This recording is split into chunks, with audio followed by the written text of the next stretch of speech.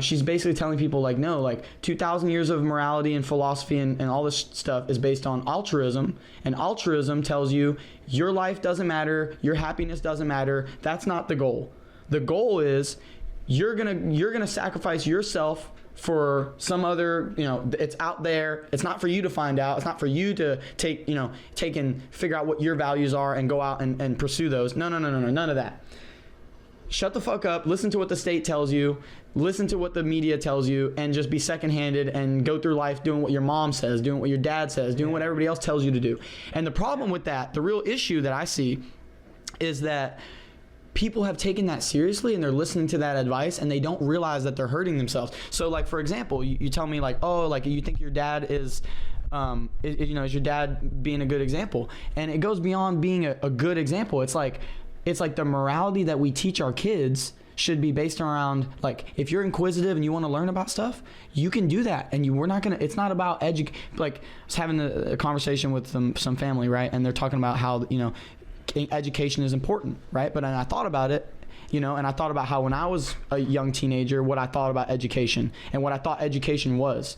And I thought education was, I get sat in a fucking classroom and I'm told to shut the fuck up and sit still and not fucking actually learn anything. That's what I thought education was. And so I was dissatisfied with that. School. Yeah, you hated school too. I dropped out at 16. And just so we are doing the podcast, but like, just for the listener, Sean is not a dumb guy. He's a smart guy. Yeah, so it's like, how did two smart people end up hating education?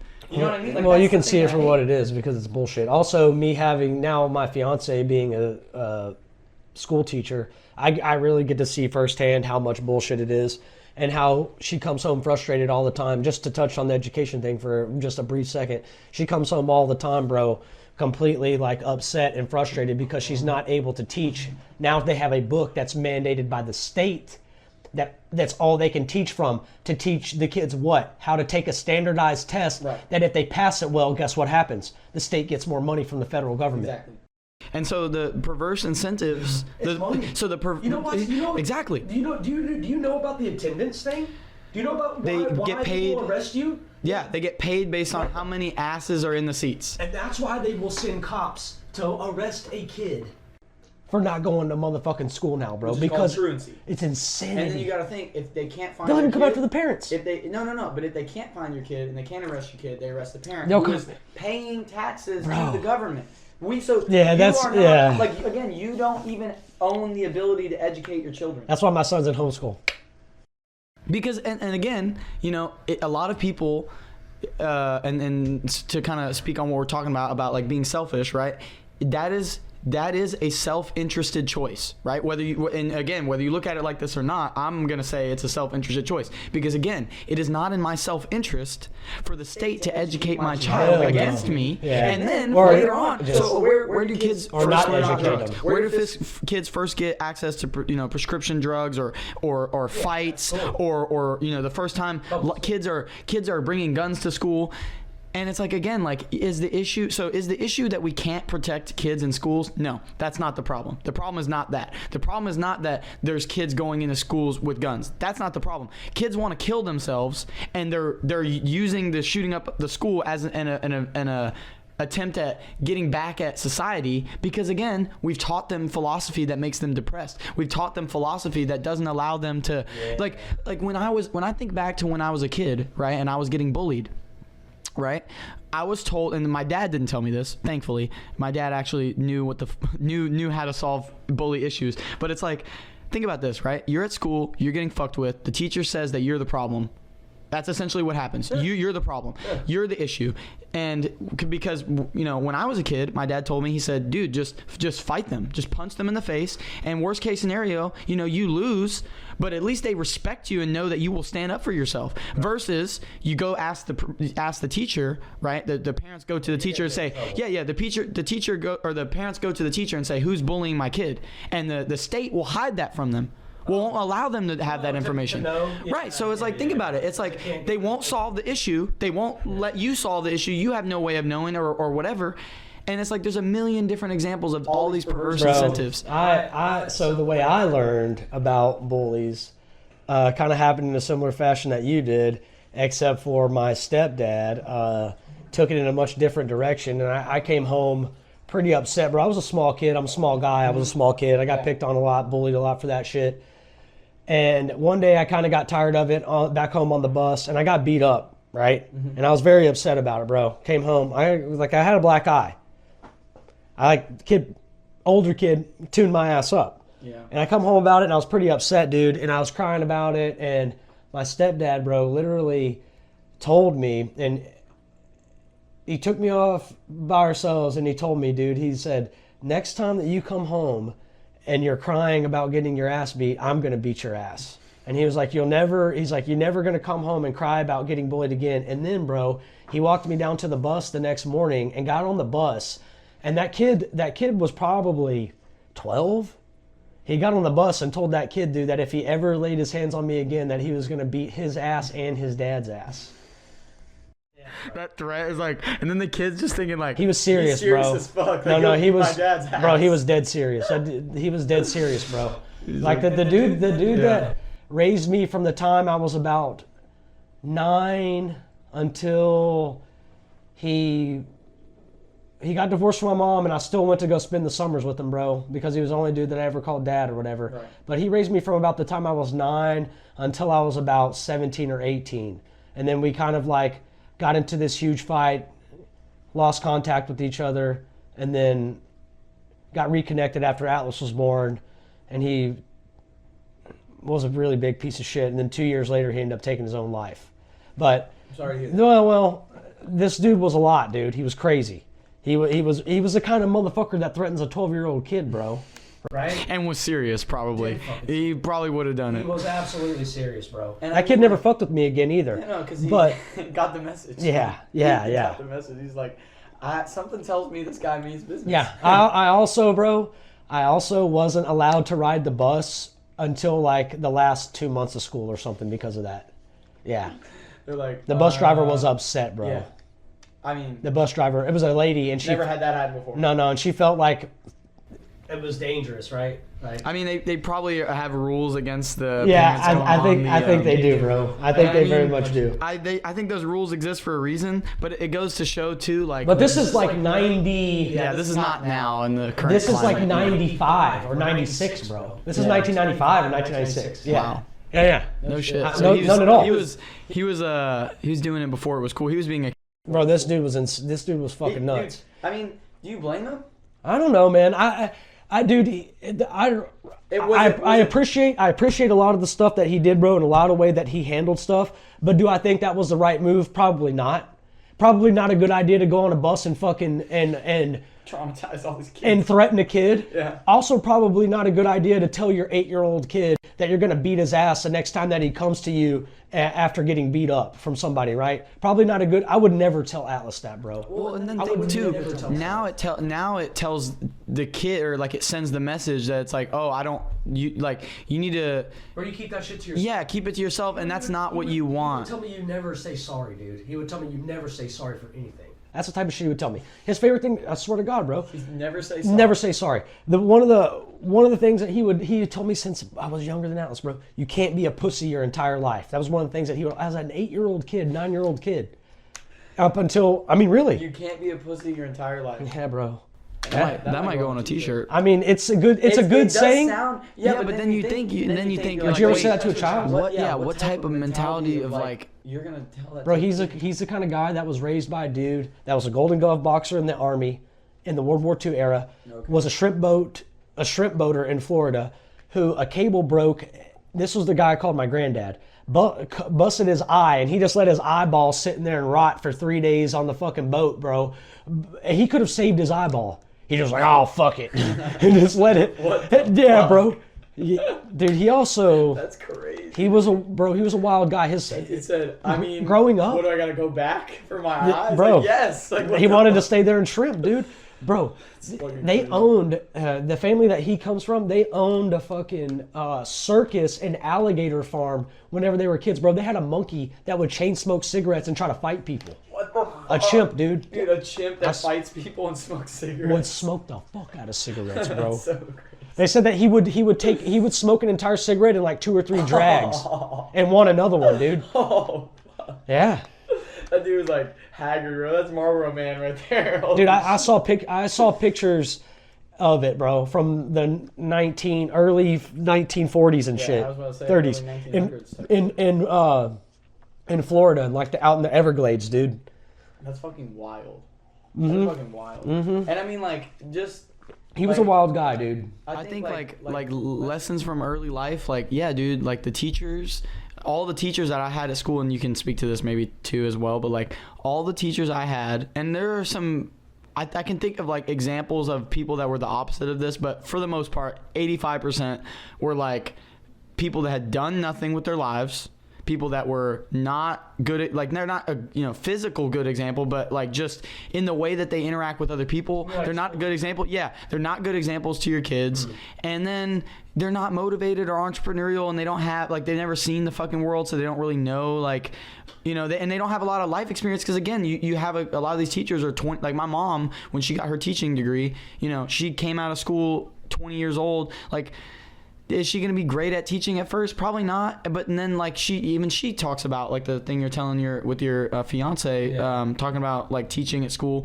Like, my mom told me, like, yeah, like, you can't teach. You're not allowed to, like, write your own curriculum and do your own stuff. Like, you're not allowed to, like, actually teach the kids the material. No, you're not. And speaking of I actually got really lucky, bro. I grew up in a really small town, and a lot of my teachers were old and older.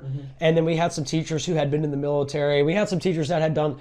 I actually had some really good teachers. My issue with school was the administration. Was like the principal, the vice principal, the superintendent. Those were the dudes that I had the issues with, because they were making stupid ass rules and they weren't teaching us, and they were the ones enforcing the stupid ass rules. It ain't the teachers, bro. The teachers are like the soldiers, and the upper echelon motherfuckers are like the government. And that's the teachers are doing their job, and they're there to act, and they're there for something altruistic. Exactly. They're there because they want to help and they want to make a difference. They actually care about the kids. They see these kids as like, oh shit, that's like, I'm looking in the mirror every time a new set of these motherfuckers comes through. Exactly. And they're literally fighting the administration, bro. So those were the people who I had issues with whenever I was in school. And that's the reason why I quit. I quit going to school. I had this teacher named Mr. Sprinkle, bro, and I was in honors classes my entire fucking time in school. I got tested really early. You're smart. Well, smart guy.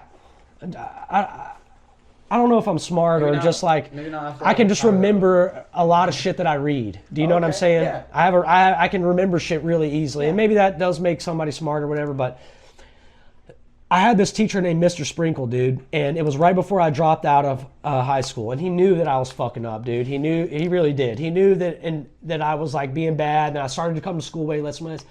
This dude went out of his way, bro, wrote letters to the superintendent, wrote letters to the principal, found my mom, because my mom was a nurse at this time, and like actually tried to keep me in high school, because he like actually believed that I was like a smart person, and that I like should be in high. I mean, dude, this guy really, he looked like a fucking Keebler elf too, which was funny, and his name was Mr. Sprinkle, bro. I can't remember his first, but dude, honestly, bro, dude with the green, bro, he was sick. He had like this like pompadour looking like curly brown hair, and he kind of was like awkward, and he kind of talked like this, and he always would dress super nice and shit, man, and like super good family man, extremely Christian, bro. And whenever I say extremely Christian, I mean like actually somebody who is a Christian, right? Who like true believer type shit. I mean, not just one of those people. He would never even tell anybody about it, dude. You could just tell through his actions, my dude, that he actually gave a fuck about other people, and he actually gave a fuck about being a teacher, and he actually gave a fuck about helping kids out, right? And like and he was a really sick dude, man, and he looked out for a lot of people growing up, and everybody that you ever would talk to would have a good story to tell about that guy. And he touched a lot of, and so I can't really say that I had teachers that sucked or were lazy. And I mean, some of them were fat.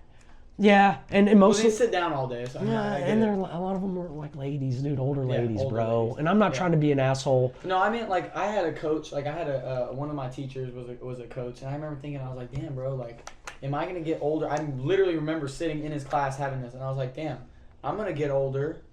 And I'm going to be telling a class full of kids stories about from when I was in high school, and that's really I'm gonna be resting on my laurels and shit. No, you won't. And at an early age, I like realized, like, I had that epiphany of like, I'm looking around, I'm like, wow, like if I make a series of bad decisions, I will end up like this motherfucker. Dude, I think I learned it from movies, dude. Always Yeah. like the older, like Seinfeld. Uncle Rico. No, like Uncle Rico from fucking Napoleon Dynamite, bro, where he's always talking about, oh, back in high school, I would have won the state championship. Napoleon Dynamite is the I mean, but like guys like that, Yeah, and you exactly. see in movies and shit, and you're like, fuck, dude, I don't want to be like that guy. Yeah. You know, that's why I try. That's one of the things too that I, even though I'm about to bring it up, I really try not to talk about the army shit too much, dude. Outside, because I'm not trying to like.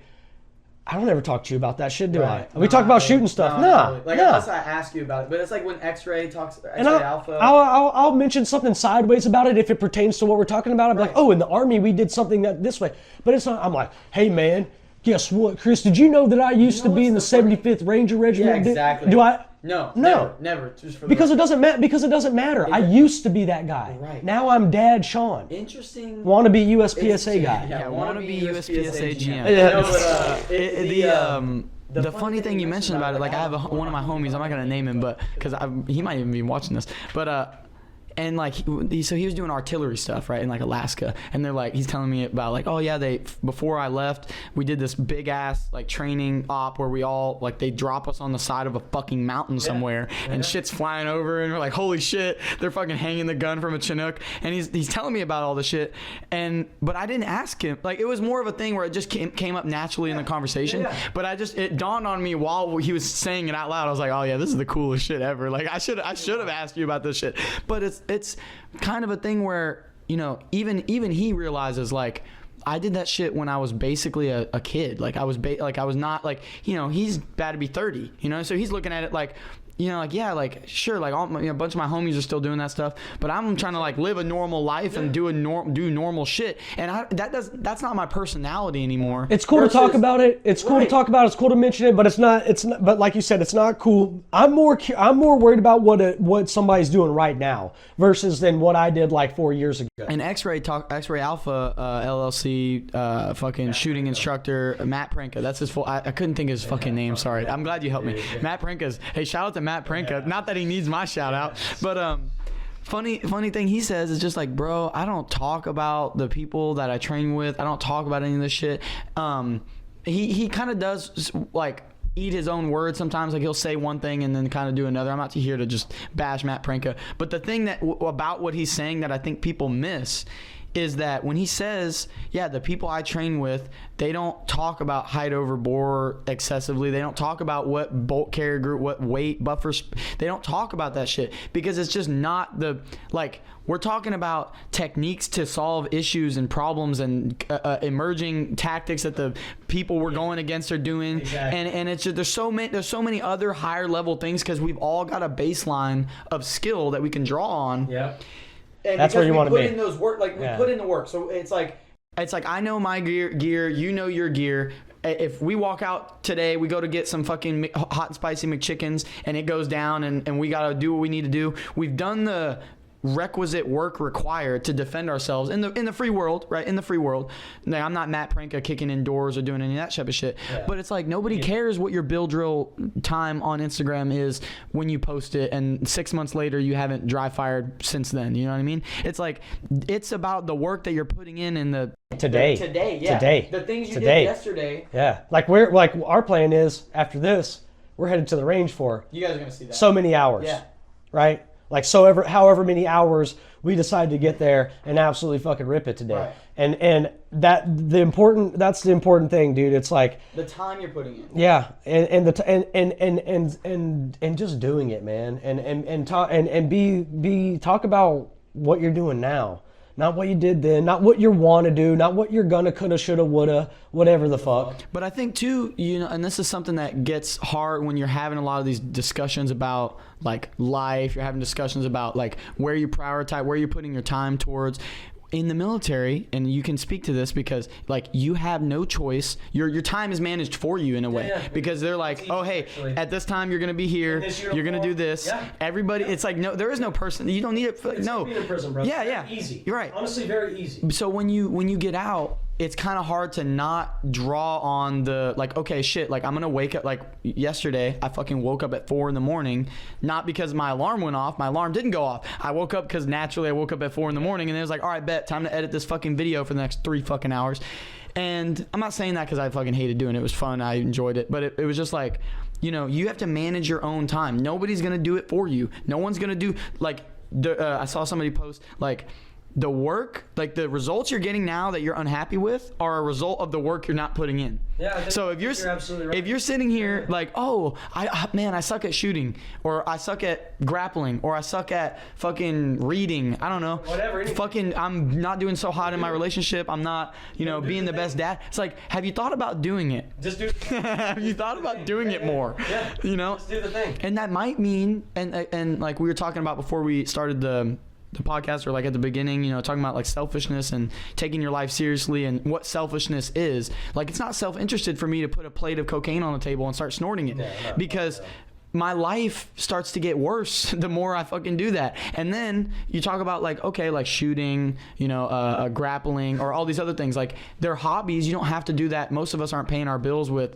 a lot of these things, but it's like having a rational reason for doing it, and then going about it rationally, you know, going about your relationships rationally, taking your time and your energy and applying it where you need. Like, if you're a parent and you're listening to this and you're a parent, and you're not taking your responsibility to your kids seriously, well, then you're fucking up. I don't know how else to tell you. Yeah, I'm not or a really, dad, but I can tell you right now, there's an inordinate amount of any of your responsibilities in your life. Yeah. Like, you should, whether you're a parent or not. The lady left her kid at home. She left her kid at home for like 2 weeks or something, and it was like a fucking baby. Yeah, And it was like they came home and it was, you know. One of the things that I honestly try not to do, man, is I don't try to get too far off into the weeds about like trying to give people too much like advice or parental advice or like relationship advice or anything other than like just do the thing that you feel like you're not doing so good at. Yeah. Because like,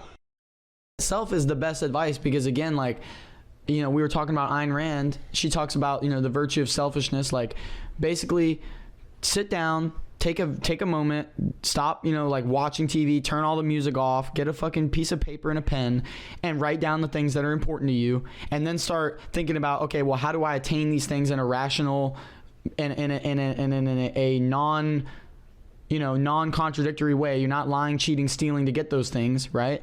You're having, what value for value relationships do you have in your life that you can leverage to, you know, like right now, like, you know, I like helping you doing content because it makes me better. It makes me better at doing my own shit. Like, had I not gone with you and shot the Spring Guns and Ammo match, I might not have posted my first vlog. Editing that vlog, I fucking fucked 10 things up. I was halfway through editing it, and yeah, I was halfway through I finished editing it the first time, and I didn't actually save.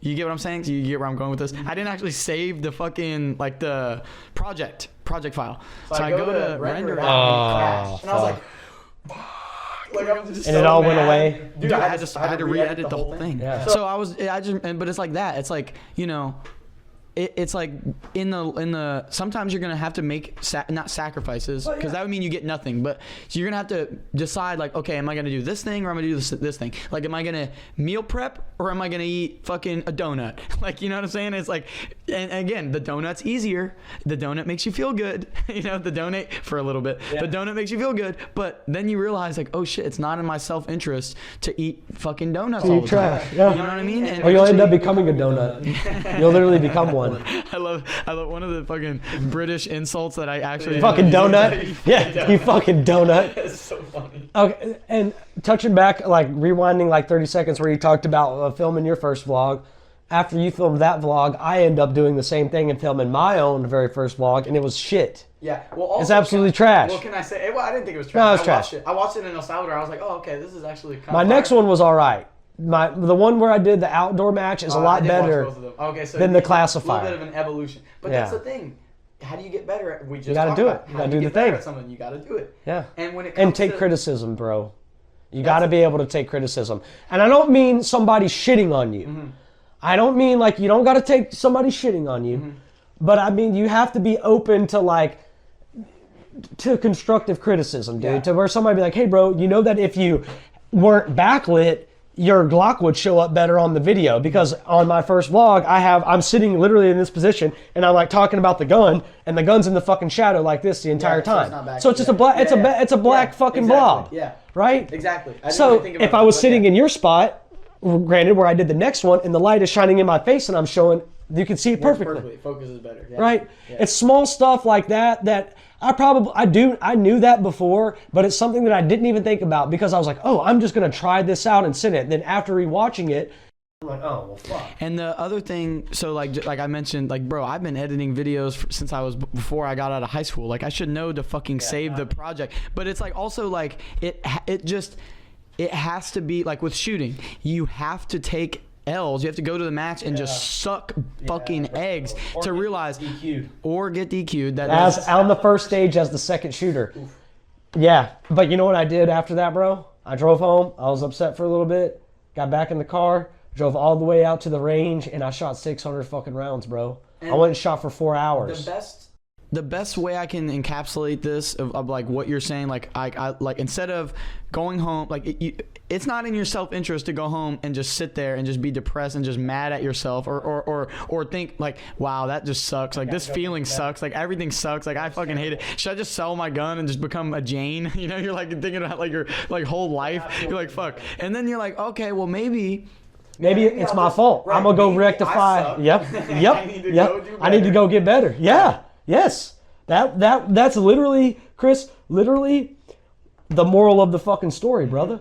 Is that, you know, I didn't get DQ'd because of the RO's fault. It wasn't the RO's fault that I got DQ'd. It's my fault for putting the RO in a position to even question what I did to begin with. Right. For real. And so when you talk about criticism, so I'm trying to just segue this a little bit because I know we don't have unlimited time, but I did want to ask you some questions that I thought about when I was in El Salvador. And also, I was in El Salvador for 2 weeks. Go watch my El Salvador vlog that I posted, because I mean, I tried to use a new camera. I was trying to like, you know, show, because all my homies, last time I went, all my homies are like, what's it like out there? I got motherfuckers that are like, it's dangerous, you need to be careful. And I'm like, dude, I'll walk around with the $300 camera and just show you guys it's fucking safer than Houston at this point. Fuck, man. I'm like walking around the Woodlands Mall like thinking my fucking camera's gonna get snatched, let alone, or you know, or my phone, or I mean, hey, it's a gun-free zone, guys. I'm sure it'll be safe.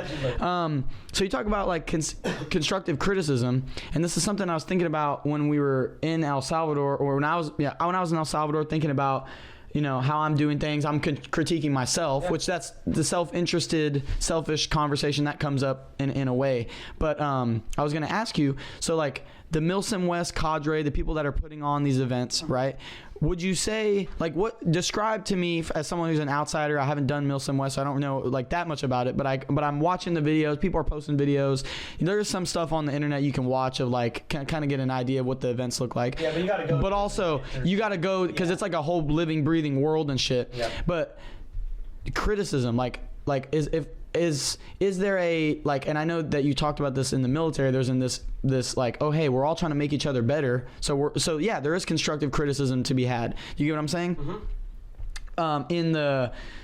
In the environments I've been in when I am working with other people, constructive criticism is like very hit or miss, because you got people that they get emotional, they're emotionally attached to whatever the fuck. Yeah. And so it's kind of like, you know, obviously everybody that's a Milsim West cadre is coming from it's a self-selected group of people. We talked about like that kind of thing earlier.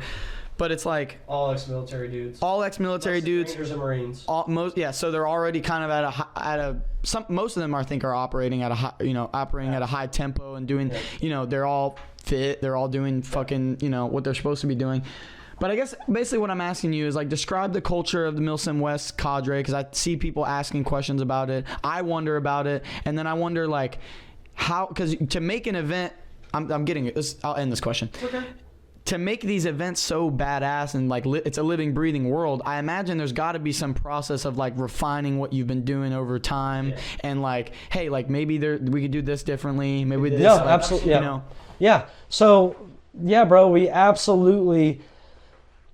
will do basically we do peer reviews once every season. So we'll do one at the end of this season, one at the end of next season. So there's like a spring and a fall season, summer break, winter break. And then we'll do like a collective one all together on a phone call once a year, like all face to face, where we will give our bosses 3 sustains, things they should keep doing, and 3 improves, things they should improve on, and they will give us 3 sustains and 3 improves. And so it's a way for all of us to keep each other accountable, and if we're slipping up on something, to let each other know, basically where we need to pick up the slack at and what our bosses kind of like notice what we're doing. And whenever I say our bosses, there's a group of 3 of them that basically run MSW. It would be Josh, Brian, and this dude Max, that basically run this. And then all of the full-time guys, there's a group of us, and then there's an even larger group of dudes that we pull from part-time whenever we have. You need more bodies, yeah. And I think the thing that I notice about what you just said is it's kind of, it's basically a performance review for everybody involved. But it's not just the top down. We'll give them one too. And 2 of them we do anonymously, and 1 we do face to face, all in a video chat, right? So 2 are done over a fucking e-form that's submitted, and then 1 is done like all in person. Right. So. And I think that's, Which I'm pretty sure that the anonymous ones, like our bosses probably fucking know, they like. Can figure it out. Well, I'm sure, dude. It's probably pretty obvious, like whenever I'm the stuff I would say. Sometimes I'll be putting some wild shit on there, like stupid ass shit, because I take it serious. Obviously, I take it serious, but like. Well, that leads into my next question too. Is just like not even just about Milsim West, but like you guys are putting on a game, and it's in a genre of, we're all fucking got guns, we're shooting each other. Yeah. So there's like that, but it's also, you want to maintain professionalism and absolutely. Put on, because people are paying to be there. Yep. If people are traveling, there's a lot of expenses involved. It's also the time, time away from family. It's expensive in all aspects. You know what I mean? It's a lot. It's a 4-day ordeal, basically. Yeah. 1 day to travel there. Yep. Basically, 2 days for the event, and then another day travel home. Yeah. Roughly. For some people, it could even be longer. Right. They might drive for 2 days before and after. Mm-hmm. So it's a fucking week. Yeah. So, yeah, dude, a lot of people invest a lot of time and money in it, And, so you definitely want to maintain a level of professionalism, for sure. And innovation, I think, comes from that constructive criticism, that feedback that you're sending, back and forth. It's competitive, bro. Like there's like mentality, some fucking young dude that's right now that's gonna take my job one day or some shit. Right. You know what I mean? Because I'm gonna get old. You're right. But also in this thing too, where it's like, I think what has like transpired is now you've got this kind of behemoth that's Milsim West. You guys are fucking like really fucking doing it, like for real doing it, right? So it's like there's not really another game in town, and in order to stay on top, you want to keep innovating, you want to keep doing things, you want to keep bringing like the new experiences and shit like that. And I think it's cool to see and to hear firsthand that you guys like understand the position that you're in, and you're like, dude, fuck it, dude. Well, we got to keep pushing it. Fucking big. Yeah, bro. Bring out the fucking mortar. That's it. More stuff is coming too, bro. We got some new venues in the work, which is super exciting. One possible fucking huge. Whoa. Yeah, big. If we'll see. I'm not saying anything official. Wait, maybe I'll bleep it. But that would be tight. You should actually.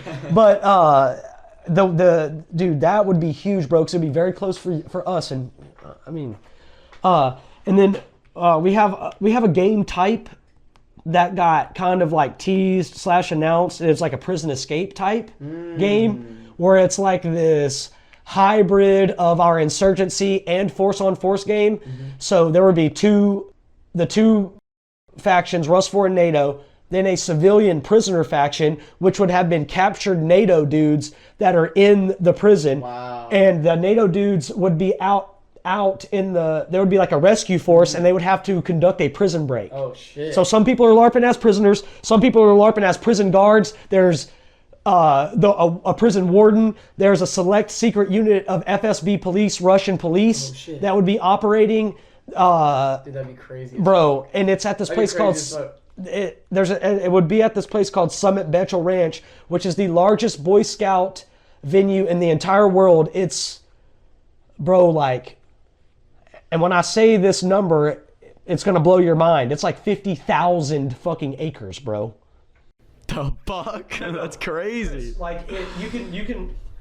Let's just look it up for the listeners. No, that is insane too. And then like thinking about it, it's like oh shit, the Green Berets showed up. It's like they tossing them dudes rifles. They're like, all right, man, we're gonna go fucking try to take over this motherfucker. That's crazy. Summit Betchel Reserve. It's in West Virginia. There's a lot of places you can travel like to West Virginia pretty close. Excuse me, 14,000 acres. 14,000 acres Sorry. is still crazy. Sorry. No, it's insane. That's still an insane It's amount dude. for,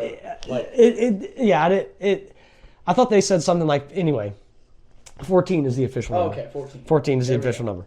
But still more than I own. dude, it's unimaginable. 13,999. The amount of money that goes through that place, bro, is fucking insane. I mean, I imagine too. No, Chris. No. It's like some Illuminati type shit, dog.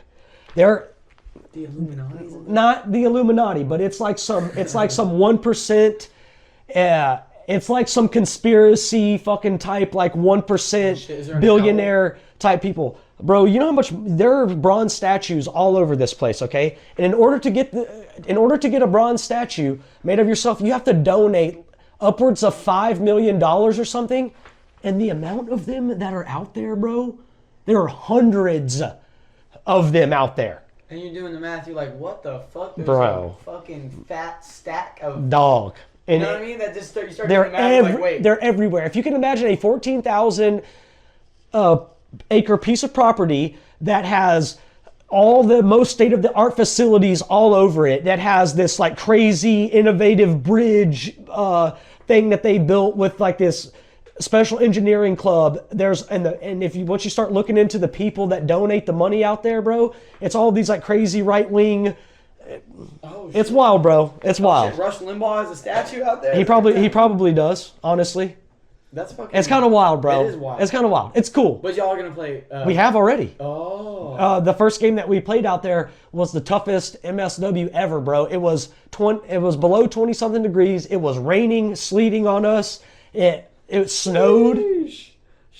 So it's like. And there were crazy varying changes in the temperature, whether you would go up the mountain or down the mountain. Whenever you would get to the very top, it was fucking snowing on you, bro. But whenever you would get down into the bottom, into some of the valleys somewhere, it was like warm. 50 foot. Yeah. It was like, damn, you're taking layers off. It was wild.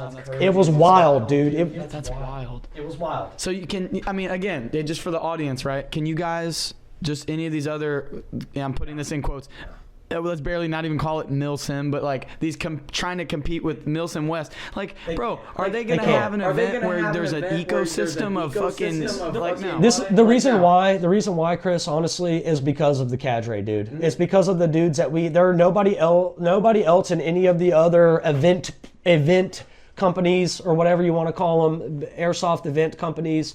They can't do what we do because they don't have the dudes on their staff that can take these people out there and lead them through this kind of shit safely and bring them back alive, or mostly in one piece. Right, and then think too, like, how many dudes just straight up were like, fuck, dude, I'm going back to the Bro, we had people quit before the step off. Dude, bro, so we planned our route, okay? Myself and our battalion commander, because we had a battalion, dude, size, there were two different companies, Wow. We walked the path, that our infill route, we're like, okay, map it on fucking, now I'm drawing a blank, ATAX. ATAX. Map it on ATAX. Map our route and everything. Him and I are like looking at each other. This is my buddy Jim Hansen, Mayhem Actual 07 on Instagram, former 3rd Ranger Battalion dude. Check him out. Awesome motherfucker. Kind of legendary dude. Anyway, not kind of legendary dude. Actually, he is legendary dude. He is. But anyway, I look at him and we're at the halfway point of this infill route and I'm like, all right, man, tonight at fucking 2200, if we're right here and everybody's with us, everything's going to be okay. And he's like, yeah, dude, everything's going to be all right. And we're going to make it, brother, Infill's going pretty decent. The Alpha Company is supposed to continue down the trail going off to the left. Bravo Company, us, we're supposed to go up to the right and go up the mountain, okay? There were 2 different glow sticks. There was a red one for Alpha Company and a blue one for BCO. ACO's supposed to follow the red chem. Our company's supposed to follow the blue chem. It is fucking pitch black, dog. It's storming on us. It's raining. It's cold. So there's clouds. No it's pitch black. Okay, we're trudging up this path. The path is washed out. There are parts of it, bro, that are almost straight up. Okay, we get to the halfway point, and this whole time, Chris, I'm like just trugging along. I would look back occasionally. I'd see the dude behind me. Everything seemed to go okay. I stopped whenever we got to the break-off point. I stopped. I thought I had made sure our company was going up the fucking route. There are 3 other platoon sergeants behind me, okay, right? Going up the mountain. At the halfway point, me and Jim, okay, turn around and look. I see, no. There's people there. Okay, no. There's people there. Fucking 4 of them. 4 of them, and I'm like, where's the rest of the company at? They're like, I can't remember who it was. He's like, I said, why didn't y'all say anything? He's like, I tried to. I was like, did you ever say, hey, Sean, stop? Like, did you ever like say that? Like one time, and he was like, well, no. And I'm like, well, no. No shit. Like, how was I gonna know that we didn't have the rest of the fucking cup? Anyway, bro, kind of my fault for not like going back and checking, but god damn, like, help a brother out. Yeah. So I end up, Jim's like, bro, he's like, I'm gonna stay here with these dudes. He's like, you got to go back and get the rest of the company. We had just gone up the month. You're just thinking, bro, like, and me being a fucking lizard brain, right? Retard. Yeah. I leave my rucksack and everything on, and I'm like, oh, down the mountain. Here I go. No. Oh, yeah. It's like, without even thinking about it. Yeah. Back and forth 3 fucking times, Chris, to get the rest of our company back on track, bro. Right, and like, never even lost in the sauce. Yeah, blind. They didn't know what to do. Yeah. I luckily went back and found them, bro. So another thing I was going to ask. Oh, shit. Are we dying here? Are we losing battery? I just wanted to reconnect my thing. Another thing I wanted to ask you, too, that I don't think we talked about in the first... or maybe we did touch on it when we were talking about blank fire. I think maybe we did touch on it a little bit. But like, what are you? So, because you're thinking, you're on the mountain, you're looking down there. You know they're all down there. You're thinking, like, I don't blame you for leaving your rucksack on at that. I didn't even think about it, Chris. I was like, oh, I gotta go get fucking 200 people. And you're thinking, shit, like. And then you make the second trip. What are you thinking on like the third trip? You're like. Dude, really, I was so worried. Honestly, dude, I was so worried about people getting lost and wet and cold that I didn't even fucking think about taking your Not even for a second. Yeah. I didn't think I was legitimate. That's the only time, bro. That's actually the only time at an MSW game where I've actually been concerned about a lot of people's well-being because of the inclement weather. Because wet and that cold can be very dangerous. Negative 20, what was it? Not negatives. It was like 18 to 20 degrees. Also, depending on where you were at on the mountain, up at the very top of it, it was like 14, 13 degrees. So it was very fucking cold, man. No matter where you were at. Yeah, and if you get wet and lost, they got wet clothes. You're wet and lost on the side of a mountain in the dark. Not good. Not good to be. No, not good. And we found everybody. You found everybody. I think. Another thing you gotta that has to be mentioned too is all these motherfucking dudes that are like flexing their nods and shit because they live in a neighborhood that's got lights and so they can actually use their nods any time because there's like it's like, bro, go out where there's no light. And I'm not talking about no light because there's no street lights. There's no. I'm talking about dude. The fucking moon doesn't just like, bro, a little tiny cloud will and then it's like, oh great, now I'm blind. Oh yeah, you got auto gating, great. That doesn't help you when you're fucking. When you have zero illume, it's kind of wild, dude. There have been some games in Pennsylvania, and it's not even just that. That will fuck nods up, bro. Fog will make it impossible for you to see through, with even if the fucking moon is out and shit. And you got to think too, like a lot of thick smoke. Thick smoke. A lot of the, at least in our kind of neck of the woods, you'll have fog from 7, 8, 9 a.m. when the sun comes up all day long. It'll be cloudy all day long. Yeah, and think about it. If it's cloudy all day long and it's cloudy all night long, what does that mean? You got no moon. Yeah. And then most of the time people are like, oh yeah, you own the night. It's like, bro, if your opponents have nods too, that's one of the best things. That's one of the best things about MSW, dude, is the peer on peer. Everybody within a certain margin has the same type of gear. There's going to be guys on the NATO side that have thermals, nods, drone, whatever. Dudes on the Rust Force side, thermal, nods, drone, whatever. Same shit. And you do have the insurgency, you do have the other thing, right? But that's the more like when I was talking earlier about the world building and whatnot. That's more of that. I played this character named Father Gregory, where I went from like this undercover FSB intel officer to the puppet president of Kyrgyzstan, bro. Yeah. And I got revenge on the dudes on not only on my brother but also his political opposition. I took them, and it was not scripted. I took them boys out, dude. Dude's like, I'm gonna go take some names, put some bodies in the dirt. I had a secret police force of FSB dudes, and at nighttime, bro, we literally went around and we did like no knock kick door raids on motherfuckers and just hemmed them up, arrested them, took them to the jail, would kill them. Like bro, plant fake drugs on them and be like, what the fuck is this? I literally would take it out of my dump pouch and be like, what the fuck is this, bro? And then it would be like, dude, one of the fucking best ones, bro. We have these dudes, and there's video of this. We have these dudes hemmed up on the wall, and they're like literally like facing the wall, like, and we're like frisking them down or whatever. And I walk up to this dude, and I pulled this like fake ass. I don't even remember what it was. I think it was a bag of BBs, dude.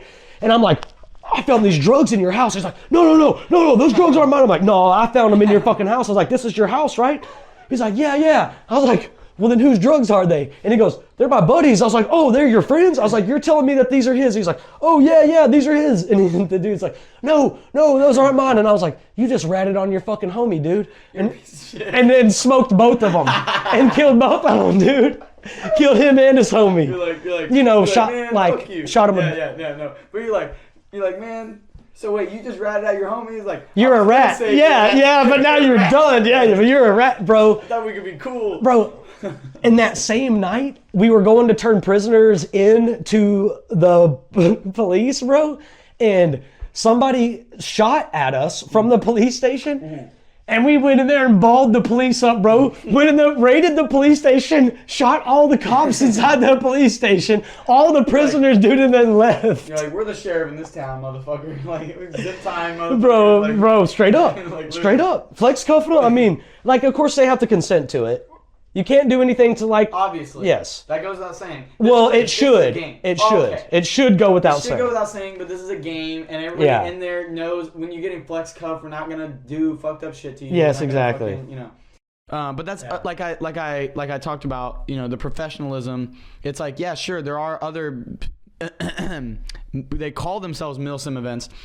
There are other events out there, but you're right. They don't have the cadre with the actual experience, which also, like, there's other things that you're doing in the military besides real action shit. You're doing a lot of training. That's what people don't understand. Most of what you're doing. What I went on an 18-month training cycle. Trained for 18 months, like straight. Yeah, bro. Like, that's all we did. Right. Like that was that was literally whenever the coolest thing about my Army experience, dude, was right as soon as I got to Ranger Battalion, we started training up for a deployment. Our deployment stuff changed because of the Trump Kim Jong-un missile thing. We were like, oh, we're gonna fucking invade North Korea. We fucking went from direct action raids to Afghanistan type shit on a deployment workup to doing walking really far, digging fucking fighting positions, doing no comms windows, jumping and just fucking walking, dude. No comms windows, just is like zero communication, like. Just and then at 1900, you have from 1900 to 1905 to do a check, and then you cut that bitch back off and you fucking move because you'll get trapped. You just literally and you'll get smoked. Yes, basically. It's shorter than 5 minutes. But that's what a no comms window is, and we would do that, and it would be like 12 to 24 hour cycles of us doing that shit. That's when I did that soft Arctic warfare course in Germany, where I spent 3 fucking months in the goddamn mountains, that living in a cold is hole, crazy as living in fuck. an igloo, learning how to fight in that kind of environment. And I think that's crazy because I think that exact time you're talking about, what year would that have been? 2018. So I think, I could be wrong, but just before that, my homie that was doing the artillery stuff, where were they doing the artillery stuff? In the fucking Alaska. Yeah, in the fucking... There was a big switch, bro. There's a lot of, that's another thing people think. It's like you gotta be, just like how Milsim West is trying to innovate, the military is trying to look at what are the emerging threats and what are the things like we need to keep our people trained in what they need to be able to do. And I think, and even more so now, it's changed, right? Because the GWAT's over. So basically, I was still training for the GWAT, doing the direct action. We're looking at like potential conflicts all over the place, and then there's not to mention there's domestic issues that are happening where happening. And so just to talk to you just about this for a little bit, because I don't know how much. Yeah, time we pretty much got to cut it short pretty much now because we got to. But there's rumblings. There's people talking about like the first covert operations already happened in Mexico. El Mayo Zambada, the co-founder of the Sinaloa cartel, is essentially flown over the border against his will by people that we don't really know. We don't really know. Like they say that some competitor or the El Chapo's son or some other people were involved in that. But it's like, how do you know that? Were you there? Nobody was there. And then another thing is you got to think. Just as we're talking this, probably as I'm writing or writing the title and whatnot to this podcast, there is an ISR plane over Baja, like right now, flying in a circle. And you got to think, if your phone pings that shit, then boom, they got your ass. And best believe that there's motherfuckers talking on the phone about bad shit they're doing. And the only reason they would be flying that ISR aircraft in circles for days over the most dangerous place in Mexico is if they're trying to smack them. I mean, that's how we did dudes in Afghanistan, bro. Yeah. Straight up. We had soak targets. Yep. That hoovering up all that information, and then you got to think they can a lot of that info. Exactly, all that info that they're getting. There's a little nerd up there going called a hobbit. Oh yeah, I'm serious. Hobbit. Huh. The hobbit. We called them hobbits, dude. Literally called them hobbits, dude. They fly in the electronic warcraft, and they're literally in a fucking computer just fucking listening to radio traffic, listening to fucking. And the thing, they've evolved how they've done things, seeing like Iraq, Afghanistan, seeing all these places. They've evolved what they've been doing, trying to get away from doing social media, getting away from posting. But again, dude, you're not even safe. You're not even safe using a radio. Fuck no. Fuck no. Up your ass, that's how we got dudes. Most of the time was from VHF traffic, dude. Yeah. And it's like that's easy money. Yeah, anybody. Direction find. Yeah. Oh, bro. And you got to think, a lot of these dudes, they can shoot down helicopters. They've got 50 cals. They got all the shit. But it's like, bro, you think that Reaper drone ain't gonna just drop a fucking JDAM on your bitch ass and just literally level that motherfucker? Absolutely, motherfucking will. It really came to it, like you don't want to be on the other end. The funny thing about like anybody trying to say that the Mexico could even or the cartels could even for a second stand up to American military.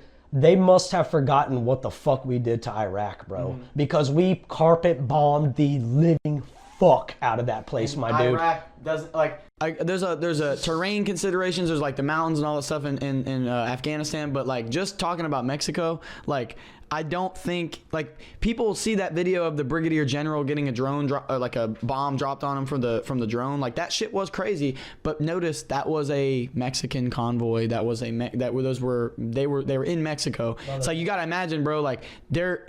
No. Good luck flying that drone anywhere near United States. And if they do, good luck. With and that. If they do, it's on. Bro. Bad things will happen. Yeah, and they know it. They know it. Hell yeah, they know it. And I think like the thing people miss though. We're the big fucking bully, bro. Like motherfuckers know. Like honestly, and I'm not trying to like be like or whatever. But honestly, dude, like really, a lot of people will try to talk shit about the American military or whatever. But dude. We got the smoke.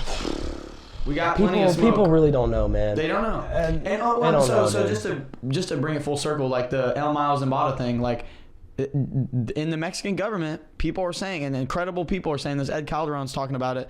Like, credible people in the Mexican government, people who are high up, people who are elected officials, are saying, yeah, the U.S. government already got El Mayo Zambada. They already did it. He's over there right now. And guess what? The reason they're so scared of that is because he knows every single person that's a corrupt politician, because he was writing their fucking paychecks. Yep. You know what I mean? And that's the real reason they're fucking worried. And they're worried because they're talking about declaring Mexico a fucking state of a state of terrorism. So we will no longer do trade with them, and we'll fuck them over for a lot of shit, bro, globally. 25% tariff was just the tip of the iceberg, because really, and then so that's why they're scared. Another thing, Ed, start fucking with their money. Oh yeah, and our money too. Though, oh yeah, probably. Yeah. It'll make things more expensive, all that stuff. Man. But Ed was talking about Ed Calderon of Sneak Reaper Industries was talking about, like the 25,000 National Guard sent to the border is like, dude, they're already there. There's already, he said from his sources, the people he knows in Mexico, there's already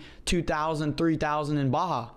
Which is, and you got to think that border is thousands of miles of, like, so 10,000 is like, bro, you probably already have, like, what did you send another 1,000? There's already 7,000 in 3 or 4 big populated places along the Texas border. You know what I'm saying? So it's like, realistically speaking, that ain't gonna do shit. Like, you just fucking pissed in a fucking rainstorm, dude. That ain't nothing. I don't know. I think it's weird. It's weird, like the whole situation with the tariffs and whatnot. I think I'll preach the same thing I always do, which is that you can only worry about shit you can't control so much. It's like, the politicians don't give a fuck about you. Chances are, if you listen to this, you don't live in El Salvador, so you don't have a president that's worth worshiping. I would just go on about your business, do what you got to do. Like our politicians have already decided that they think that they're able to just steal and pilfer from the United States. Buy and sell, buy and sell, buy and sell, buy and sell. That's really all it is. I mean, bunch of scumbag motherfuckers on both sides, left and right and left, and they're all the same. They're all the same. They've all agreed that they're going to take your freedom. It's just a question of how much freedom they're going to take from you. I kind of hate getting into the politics thing too, because it's like, it's just annoying because so many people like kind of play it out or whatever, but really the most like played out fucking thing, bro, is people simping for fucking politicians. That's what's played out. Yep. It's people thinking that some rich fucking douchebag named Donald Trump is any different than Joe fucking retard Biden or George W. Bush or any of them, dude. To your point, we were talking before the podcast, and it was like all the criticisms levied against the Ronald Reagan administration by George Carlin back, making all those jokes about abortion, making those jokes about how, he doesn't care when you're born, or he doesn't care about you before, he only cares about you before you're born. Once you're born, he doesn't give a fuck about you. But when you turn 18, when you turn 18, I will send you to go die for somebody else. I'll send you to go die for this country. You're gonna go blow up fucking wherever the fuck. And the justifications, they're never good enough to send my kid somewhere to die. You know what I mean? It's strange, man. I feel two different ways about the military. I feel like, one, it's my duty as an American, and then I will never disparage my service or anybody else's service. I would never discourage my kid from joining the military either. I wouldn't push it down his throat, but I would never discourage him either. What I will disparage and what I will talk shit about is politicians tricking good-natured and good individuals into twisting a narrative of the American dream and serving our country and doing things for the right reason and using it for a bad thing. Just like, in my opinion, whenever you give a homeless person money out of the goodness of your heart and they go do something bad with it, that's not on you. Just like when a politician takes somebody who wants to serve their country and wants to do the right thing and they use them for evil, that's on the fucking politician. Oh, yeah. That's not on the fucking person. So there's I feel like military service is a double-edged sword in a lot of ways, dude, because you can be used and manipulated for bad stuff, and we've seen it. And I know, but it's also very important, bro. Service to your country and stuff is also very important. So it's hard. I know I'm saying two contradicting things. No, I think you're making complete sense, and it's like also I think part of what when I did that, I did a shirt that says the price of freedom is eternal vigilance. I think they say Jefferson said that. Some people say he doesn't. Whatever. But the point still stands is that you want to be free. There is a cost that is associated with that. That means you need to go out and you need to be able to say ideas that are unpopular. Yeah. You might need to be unpopular. You might need to tell people that they're fucking gay gay and should fuck off. Like there's a certain point where if you lay down all the time, you just become the world's bitch. And realistically speaking, our history, the people that founded this country, the people that entrusted us with this responsibility, they told us in so few words, the government doesn't tell you what your religion should be. The government doesn't tell you what ideas you should have. The government's not supposed to deal in ideas. And over time, government's taken over education. Government's taken over the big pharma is basically run by the like you have all these things, all these perverse incentives. We talked about education. All these perverse incentives come from a philosophical objection to the idea that you're free. They don't believe you're free, and until you start advocating and saying, "Hey, no, I am free. I'll do what the fuck I want." Some laws are meant to be broken. That's just the fact. Like, look at all of the examples of change in the world that you can find. Right? How many of those changes happened because somebody begged permission? Zero. None of them. You can't find me one.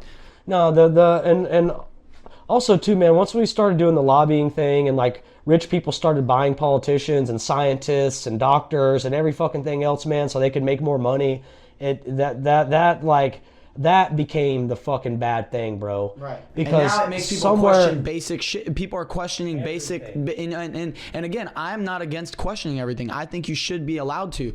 But the problem is that for so long, the government's educating people on what they should question. Yeah, exactly. So you're busy questioning your fellow Americans. And it drives people to fucking extremes, bro. That's why if people want to talk about the rise of fucking right-wing fascism and left-wing extremism, that's the reason. Is because they feel marginalized and they feel polarized, bro, to where they'll be like, oh, and then people in the middle like you and me, if we say something that a left-wing person doesn't agree with, we're a fucking Nazi. Right. If we say something that a right-wing person doesn't agree with, we're a liberal snowflake pussy. Mm-hmm. And George Carlin talks about, or like they were talking about in the George Carlin documentary about his life and whatnot in the part 2. I think it was Seinfeld or Bill Burr or one of these guys. Basically like, your opinion or my opinion is valid and your opinion is just some bullshit. It's shit. It's like cancel.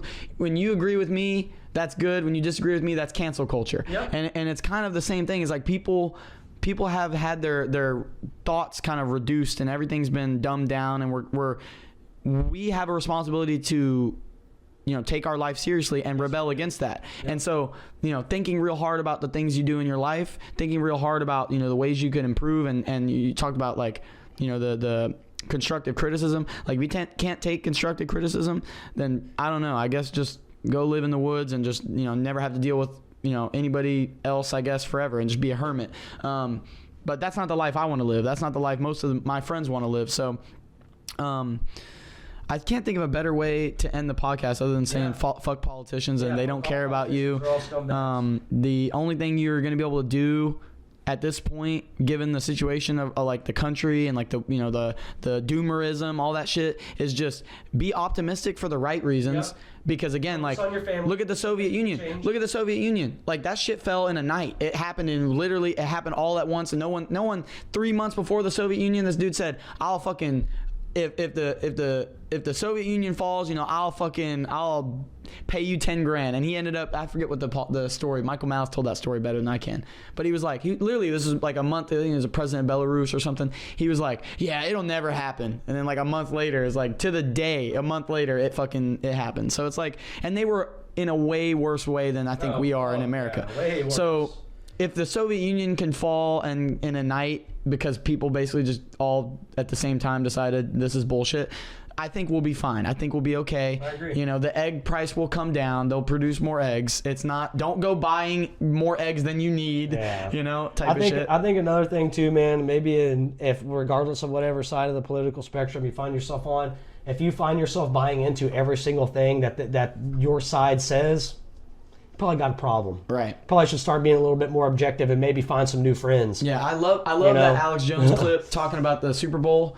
But you see what my favorite gladiator that doesn't care about me? Did you watch the Super Bowl on Sunday? Yeah. I'm empty too. Yeah, exactly.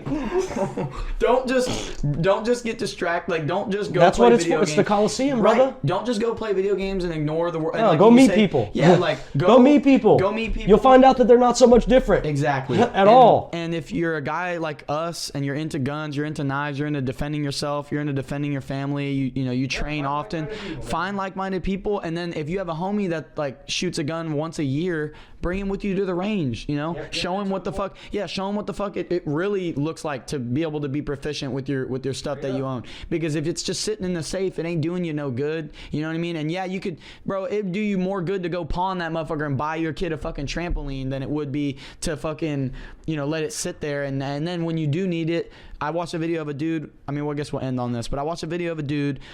He goes out of the country and he comes back, and I guess people were breaking in his shit trying to steal from him. Some dude he knew, some loose acquaintance came in and tried to, you know, steal his shit, and he had a ski mask on and a fucking gun.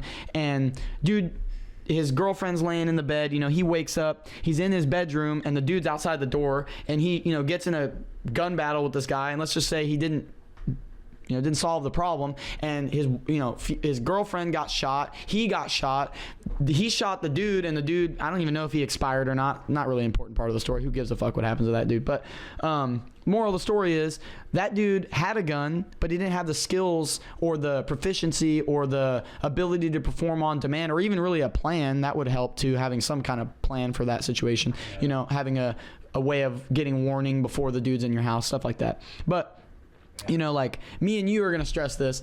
If you own a gun and you don't practice with it, you're fucking up bad. Because it's now it's a liability, because it's more likely that some kid breaks in your house, it's loaded, he runs off with it, and now you can go do felonies and go do whatever the fuck. Yeah, or you're gonna hurt yourself or somebody else. Or, you know, your kids are gonna, you know, whatever. So it's like, if you have a gun, secure it some way, obviously, if you have kids, or if you don't too, that's probably also good.